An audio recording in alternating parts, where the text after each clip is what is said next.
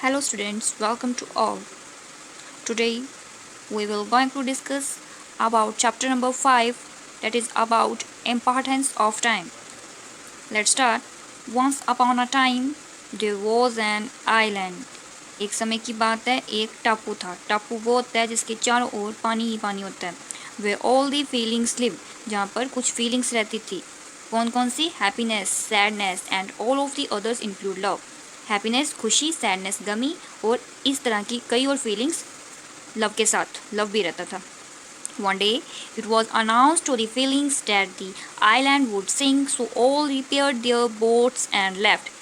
एक दिन ये अनाउंस्ड हुआ कि सभी फीलिंग्स जो है वो अपनी बोट्स को रिपेयर कर लें और जहाँ से चले जाएं, क्योंकि ये टापू जो है, जो आइलैंड है, ये डूब जाएगा. Love was the only one who stayed.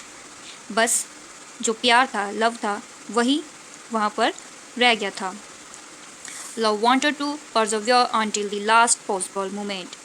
Love चाहता था कि वो अंत तक वहाँ पर ही रहे, क्योंकि उसने ये पक्का कर लिया था, दृढ़ कर लिया था.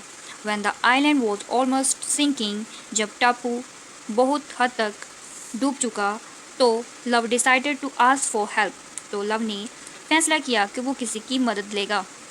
Richness was passing by love in a grand boat. Richness ये भी एक एहसास था, फीलिंग थी जो टापू के ऊपर रहती थी. वो लव के नियर गुजरी एक बड़ी सी बोट में. लव सेड, लव ने कहा, richness can you take me with you. क्या तुम मुझे अपने साथ ले सकती हो? Richness answered, no I can't. Richness ने बोला, नहीं, मैं नहीं कर सकती. There is a lot of gold and silver in my boat. बहुत सारा सोना और चांदी मेरी बोट में है. There is a no place for you here. इसलिए तुम्हारे लिए कोई भी यहाँ पर जगह नहीं है. Love decided to ask vanity, who was also passing by in a beautiful vessel. Love ने अब फैसला किया कि वो वैनिटी से पूछेगा. वैनिटी घमंड होता है, कि पूछेगा जो कहाँ पर जा रही थी, एक ब्यूटीफुल वेसल, वो भी एक उसकी बहुत सारी सुंदर सी बोट थी, वहाँ से गुजर रही थी. तो पूछा, लव ने डिसाइडेड किया पूछने को, vanity please help me. Vanity मेरी मदद करो. I can't help you love. उसने बोला, मैं तुम्हारी मदद नहीं कर सकती. You are all wait and my damage my boat. Vanity answered, तुम बहुत गीले हो और मेरी बोट को ख़राब कर दोगे. वैनिटी ने कहा. Sadness was close by, so love asked for help. Sadness let me go with you. अब दुख भी वहाँ पर आ गया. सैडनेस वो वहाँ के पास ही थी. तो लव ने पूछा, सैडनेस क्या मैं तुम्हारे साथ आ सकता हूँ? Oh love I am so sad. उसने बोला, ओ लव मैं बहुत दुखी हूँ. Dad I need to be by myself. मुझे अपने आप की ही बहुत ज़रूरत है. Happiness passed by love too. Happiness खुशी जो थी वो भी लव के साथ ही गुजर रही थी. But he was so happy. लेकिन खुशी बहुत ही खुश थी. That she did not ever here when love called her. जब लव ने कुछ कहना चाहा तो उसने उसकी बात सुनी ही नहीं. Suddenly there was a voice. अचानक वहाँ पर एक आवाज़ आई, कम लव, इधर आओ love, I will take you, मैं तुझे ले जाऊँगा. It was an elder. ये उससे बड़े की आवाज़ थी. Love felt so blessed and overjoyed that he even forgot to ask the elder her name. Love इतना अपने आप को ब्लेस्ड महसूस करने लगा और ओवरजॉयड खुशी से बढ़ गया कि उसको ये भी याद नहीं रहा कि वो उस एल्डर से पूछे कि उसका नाम क्या है.